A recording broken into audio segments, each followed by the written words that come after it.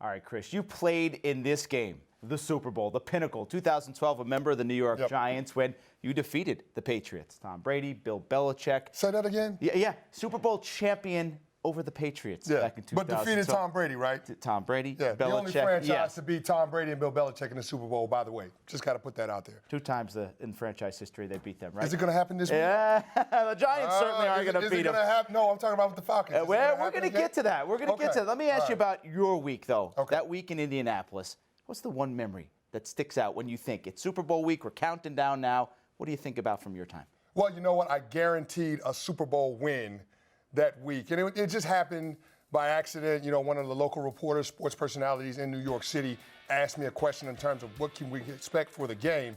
And I said, you can expect a physical game. I gave him the whole Rasheed Wallace. Both teams will play hard. And then I said, the fans in New York can expect a parade on Tuesday. And obviously, if you're having a parade, that means you won the Super Bowl. So that became instant bulletin board material for the New England Patriots. But thankfully, the guys in the locker room had my back. We were able to go out there and cash the check that I wrote for the entire team. You backed it up. You, Joe Namath, New York history. Super Bowl guarantee. Hey, not bad company to be in. Not bad. All right, you're heading down to Houston later this week. Yep. What's the one storyline between the Patriots and Falcons that you're looking forward to kind of seeing play out this week? Well, the legacy of the quarterbacks. That's what it's really all about, right? Tom Brady fighting for that number one spot in terms of the quarterbacks that have played in the National Football League, being considered the greatest of all time. Right now, tied with Joe Montana with 4 Super Bowl wins. He's looking to take that next step and make it a 5th. And then looking at Matt Ryan, right? Legitimizing his career, right? Talking about his legacy, cementing him with the best quarterbacks of the day. And you start talking about him having the perception and not being able to show up when the lights are brightest, when the platform is the biggest.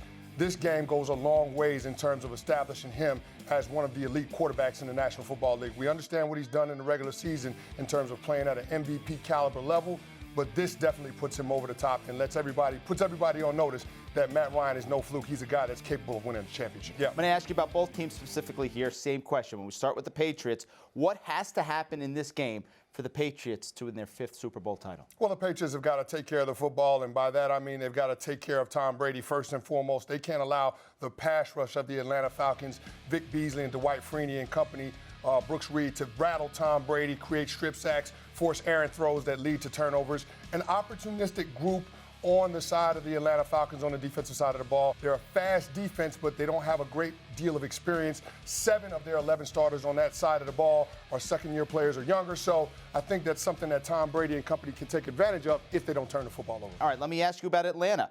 What's the one must in this game that has to happen for the Falcons to win? They've got to be able to sustain drives, and that's get the first down on the first drive, and then you continue to do that. They've scored on 8 consecutive opening game drives, and they've got to continue to have that momentum because they want to play from ahead, especially with an experienced team like the New England Patriots. Win on first down, create second and manageable, third and manageable, be able to convert on third downs, and then when you get in the red zone, they've also got to be able to convert, score touchdowns and not field goals. And it doesn't hurt to keep Tom Brady on the sideline, play a little bit of keep away there because you know that Tom Brady's going to exploit an inexperienced defense. So I think the Atlanta Falcons offense, Matt Ryan and company, they have to do a great job of being able to sustain drives. We talked a lot about the quarterbacks. Tom Brady, you laid a good shot on him in the Super Bowl. Yeah. Matt Ryan, you have faced Matt Ryan. I don't know if you got a good shot on Matt Ryan. Let's take a look at this picture, Chris. This is with the Ravens.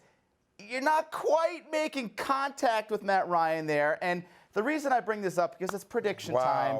Wow. You've been giving the Falcons, a hard time all season long. He's going to take it there. Chris Canty. I can't believe he's going to do it. No, he didn't. Here's the deal, man. No, he didn't. It is time. It is time you give Matt Ryan, the Atlanta Falcons, some love right here on SI Now. Wow. We've taken 16 weeks of the regular season. You've been waiting to do this, haven't you? You've been planning on this. You've been hoping that the Falcons would get to this point. Well, I would have to acknowledge the Atlanta Falcons. Are you ready?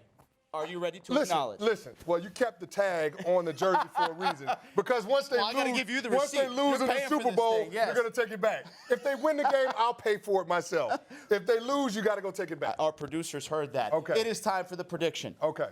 Are you picking the Atlanta Falcons, Matt Ryan? Are you picking them to win the Super Bowl? Or are you staying with the New England Patriots? It takes a man to admit when he's wrong. I was wrong about this year's Atlanta Falcons team. It's not the Falcons of the past. This is a different group. Dan Quinn has got those guys playing with a ton of confidence. I love what they're building on the defensive side of the ball. They're flying around. They say the ball finds energy, and that's what those guys do on that side of the ball. They tackle very well, and I think with each passing week, they gain a little bit more swagger, a little bit more experience, and that bodes well for them moving forward. But I'm not talking about in Super Bowl 51, especially against Bill Belichick and Tom Brady. I'm going to go with the guys that have been there, that have done that. They've got experience in terms of being able to handle these 2 weeks leading up to the game. You give Bill Belichick 2 weeks to game plan, and then offensive coordinator Kyle Shanahan loses the team's game plan playbook at the media day.